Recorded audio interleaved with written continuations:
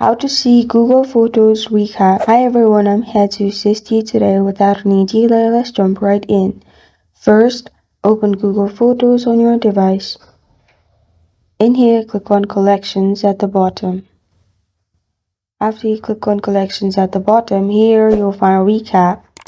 It's not available in my region, but it may be available in your region. So what you can do is go to Collection, and instead of Camera at the top, you'll find your 2025 recap. You can simply click on it and you will find all the recap of 2025 from this account.